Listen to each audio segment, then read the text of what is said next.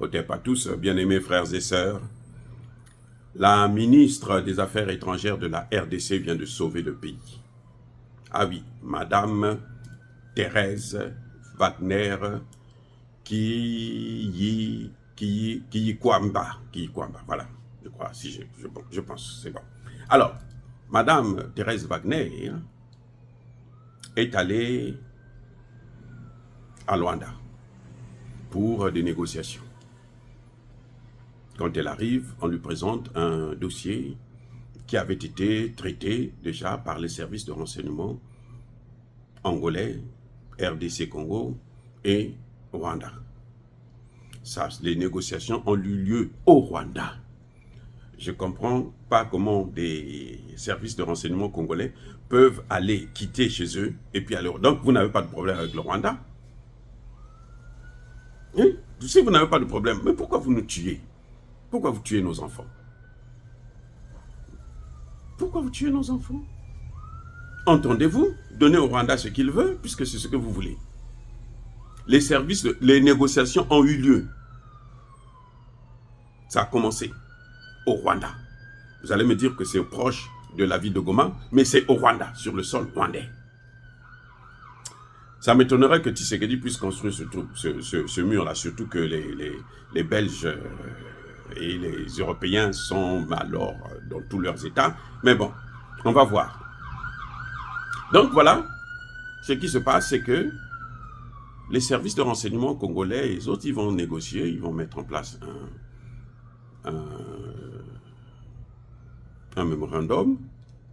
Et quand Madame Thérèse Wagner se retrouve à Luanda, c'est le dossier qu'elle lit. Entre-temps, écoutez bien, entre-temps, avant qu'elle n'arrive en Angola, Dieu est grand, il est très très bon. Il y a un ministre d'État, le vice-ministre de la sécurité, et plutôt de la communication, rwandais, qui explique aux Rwandais en Kinyarwanda. Il dit, les accords de Luanda, là, ne vous occupez pas de ça, c'est des bêtises. On est en train d'embrouiller les Congolais, parce que nous n'allons pas quitter le Congo. Nous allons prendre une part, l'Est de la RDC, là. Ça, nous allons prendre ça pour nous. On va trouver toutes les raisons. C'est-à-dire que ces gens, ce sont des criminels, ce sont des monstres. J'espère qu'un jour, ils feront face à la justice. Pas seulement pour les Congolais, mais pour les Rwandais eux-mêmes aussi. Le Rwanda ne pourra pas être sauvé si ces gens-là sont encore au pouvoir. Ça, c'est une parenthèse.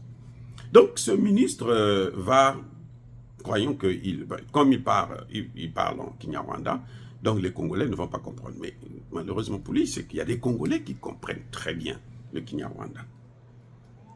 Puis bien sûr, vous savez, en fait, les criminels sont bêtes. Les grands criminels, là, ils ne sont pas intelligents. Si quelqu'un vous dit ça, c'est faux. Quand on vous dit le criminel revient toujours à son lieu du crime, là, les bons inspecteurs, ils viennent s'asseoir au lieu du crime. Ils se cachent quelque part, ils regardent. Vous allez voir, il va revenir là. Parce qu'ils sont bêtes. Bref. Donc ce monsieur va dire de ces choses incroyables à la télévision nationale du Rwanda pour expliquer aux Rwandais que ne vous inquiétez pas, nous on est en train de négocier là, c'est pour rien. On va pas leur donner les terres, non. On va jamais quitter là-bas parce que nous, les matières premières là, c'est pour nous, on doit prendre ça. Na canaille, comme on dit en congolais. On va prendre ça na canaille. Donc de gré ou de force, on doit prendre ça, c'est pour nous. C'est maintenant pour nous. Donc nous sommes là. J'y suis, j'y reste. On va trouver toutes les raisons possibles. Donc si Madame Wagner là, avait signé ce mémorandum, ce serait fini pour le Congo. Vous allez me dire que c'était pas prévu qu'ils devaient prendre des terres. Non.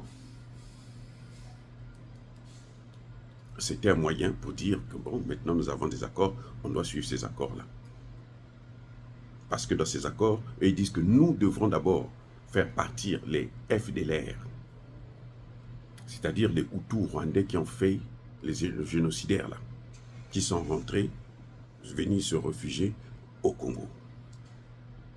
Ils étaient même venus jusqu'au Congo-Brazzaville. Donc, même au Congo-Brazzaville aussi, ils vont les suivre. Hein. Kagame va les suivre. Mais attendez, écoutez, vous allez voir, hein, puisqu'ils sont venus nombreux. L'ancien ministre de la Défense, de l'Intérieur, je crois, d'Abiyarimana, il est mort à Pointe-Noire. Il a participé à la guerre de 97. Et oui. Et la malédiction l'a suivi, il est mort très jeune. Il est mort à Pointe-Noire. Donc ils sont nombreux qui sont venus aussi à Pointe-Noire. Donc s'ils finissent avec le Congo-Kinshasa, ils vont prendre aussi le Congo-Brazza.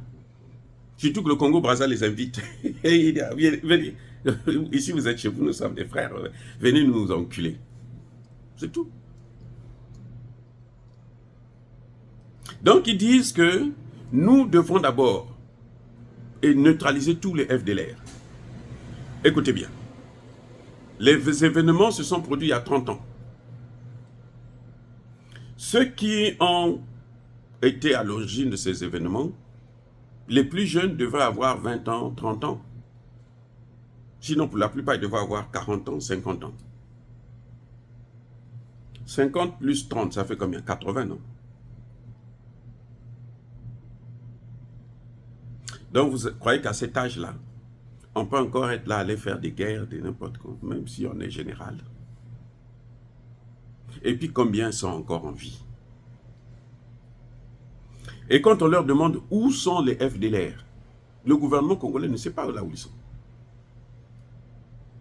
Oui, parce qu'ils ont, pour la plupart, ils sont morts, d'autres, ils sont devenus tellement vieux, ils sont handicapés, d'autres, ils ont disparu, d'autres, ils sont allés dans des pays étrangers et tout.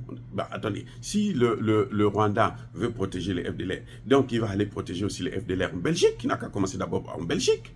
Parce qu'en Belgique, ils sont nombreux. Hein. Les Rwandais, ils sont nombreux. Aux États-Unis, ils sont nombreux, mais il n'a qu'à venir les protéger ici, aux États-Unis. Pourquoi seulement au Congo? Pourquoi pas en Ouganda? Bon, vous allez me dire qu'ils sont de la même équipe. Eh oui.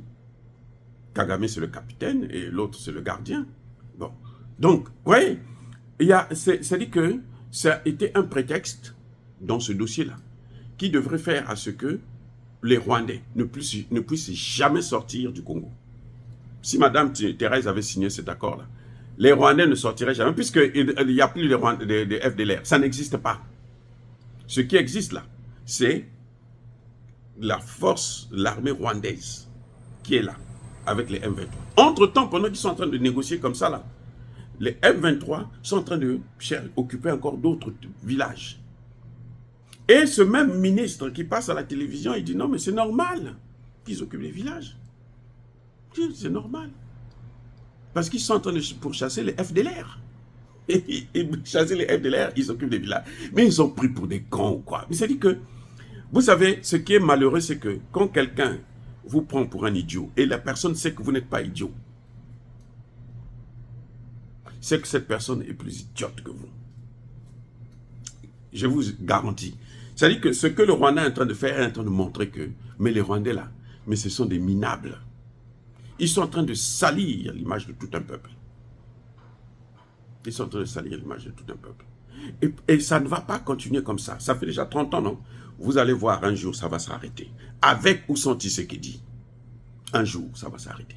Qui savait que les Américains devraient être neutralisés en Ukraine. Ils sont là. C'est une situation catastrophique. Américains, Français, l'OTAN est à genoux en Ukraine. Qui savait? La grande OTAN qu'on a vue, autant. Donc Kagame aussi, son tour viendra. Et les Rwandais vont apprendre ça à leurs dépens.